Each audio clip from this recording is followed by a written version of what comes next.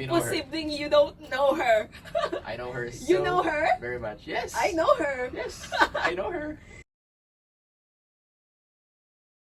Because before, I wasn't able to like have any self-expression. So I wanted that for college na ilalabas ko yun. Ay, parang ang ganda naman ng Teatro Tomasina. It's very self-explanatory. It's in the name na. So parang gusto ko yun. So okay, I'll search for it. Actually, yung running, ginawa ko na lang siyang parang every Friday in the morning.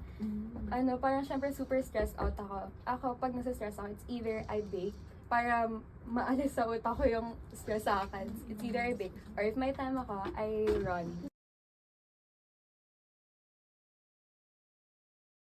Made a mark in their lives na hindi ko ina-expect.